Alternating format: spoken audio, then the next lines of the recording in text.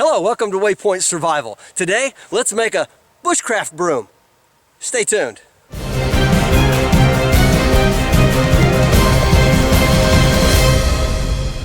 There are many times in a camping situation, survival and bushcraft practice and all of that, when you need some kind of a broom to either sweep out your shelter or just to clear away leaves and debris from your sleeping area. Of course, you can always use your hands and wear a pair of gloves or just a stick, but there are times when an actual broom is really nice to have. And of course, because this is a survival and bushcraft channel, we like to make things out in the woods. So what I have here is I have a piece of maple, and you can see the size of it next to my hand. It's probably a couple inches in diameter, something like that. And it's about waist high, so probably right at the 3-4 foot range. I'd say maybe about 40 inches or about a meter. And so you want to find one that's relatively straight, and I just cut this down. This is a piece of maple. It also needs to have as few bumps and knots and all of that in it as possible. Again, when you're bushcrafting, you take whatever you can get. And then we have to remove the bark from it. So this actually needs to be a piece of green wood for this to work properly. So let's go ahead and debark this, and then I'll get back with you when I get that done.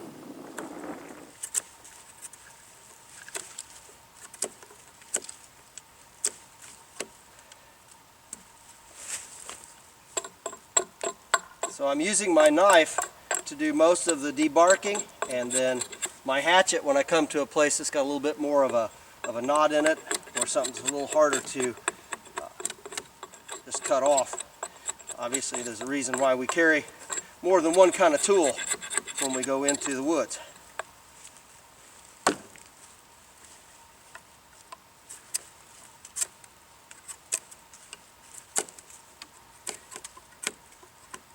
And using this tree here as kind of an anvil so that I don't slide too far into the ground. And we just keep working our way up, shaving off the bark, getting down to the wood inside.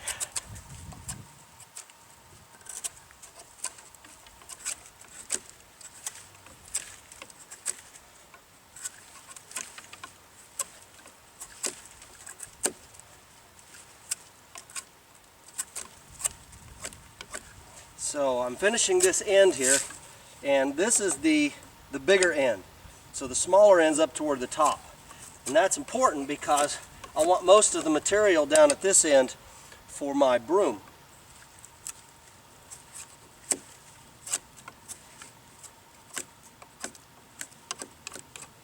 Alright, there we go. Looks pretty good. So we got this all cleaned off. This is the smaller end, this is the larger end. Now what we're going to do is we're going to start making shavings. We're going to whittle this from about here, right about somewhere in through here, so maybe foot, maybe 14 inches or so from the end, and then down to about an inch from the bottom, so about this far. I'm going to stop our curls right there. Start here and stop here. So this is something you got to be careful about, and you want to make some relatively thin shavings, but it doesn't have to be perfect. Again, this is just a simple bushcraft broom. So all I'm going to do is I'm going to start up high, and I'm going to start making cuts, and we're going to try to stop about right in there somewhere so that we don't just shave them off. And of course it's easy to just keep cutting and cutting and cutting until you get them all the way off, so you have to be really careful about this. And there's more than one way to do this. It would be nice if you could use a draw knife, for instance, on this, which I do have in some of my kits. But anyway, this one we're going to just use a knife. Alright. Got to get our stop cut started.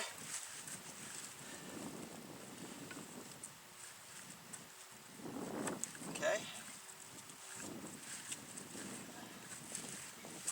I'm going to keep working on this, and I'll get back with you.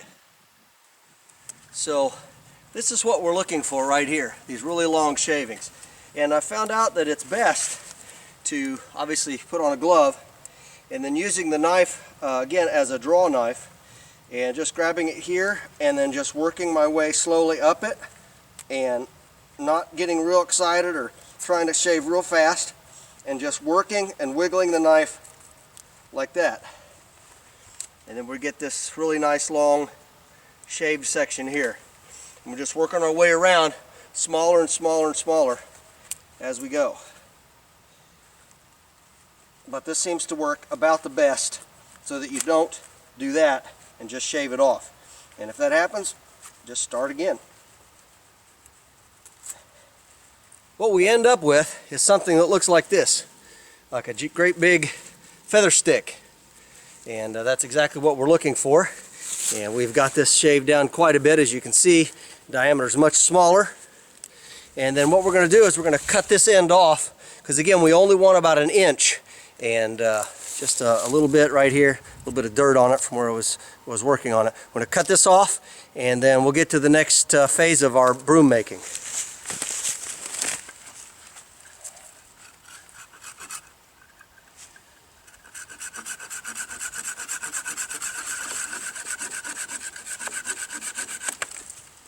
Here we go. Alright, got that trimmed off. Now the next part of our project is we're going to take this and we're going to bend all of these upwards. So just do like this. Just bring them on up like this until we have, as you can see, everything kind of, you have to work this, do this several times. But that's essentially what we're going to end up with.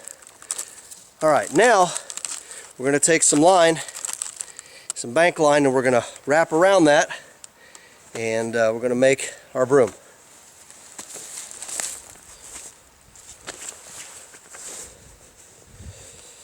Got our hank of number 36 bank line here, and I'm just going to pull it out here.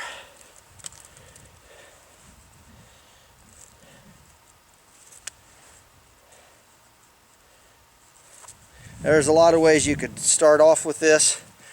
There's a whole lot of different ways that you can bind this, but I'm just going to go for something really quick and simple and not too terribly complicated. I'm going to just start off with a simple slip knot, which I'm going to slip over the top of it and pull that tight. So again, just a simple slip knot. Start at the back end here, the handle, come down this way, and I'm going to fold all this over like I showed you before. Over like this. Okay. Pull this bank line up. Start up at the top here, and we're just going to pull it tight.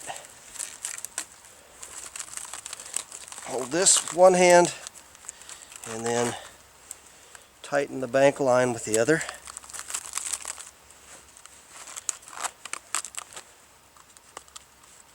Something like that. You can take these other outliers here and just poke them up inside if something is not quite where it should be. And we can adjust this. It's one reason I like working with a slip knot, is it's adjustable while you're binding things, and it's a very easy knot to learn, especially for beginners. Alright, so then we just tighten it, a little bit of tension on there, like so. And then what we're going to do is we're just going to simply put some wraps around it here. And we leave our tag end open right here from our slip knot. And we're just going to go around this several times. I'm going to do that. I'll get back with you when I get this finished. Alright, we got that wrapped several times, and we're just going to take right here with our tag end, pull it tight, and just do a simple overhand knot. Do that, and then add another half hitch to it.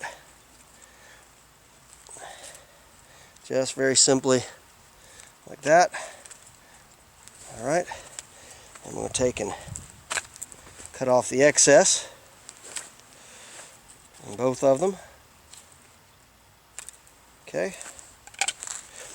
Alright, next I'm going to put one more binding up toward the top here to help hold everything in. So we'll start off the same way and we'll finish it the same way, and I'll get back with you when that's done. And now we have our finished Bushcraft broom. And of course, if you wish, you could take time and go ahead and make this a much smaller handle to match this a little bit better. But you can see how it works and what it looks like. And you know, pretty decent broom. It's definitely tall enough that I can use it without bending over. So that's really nice.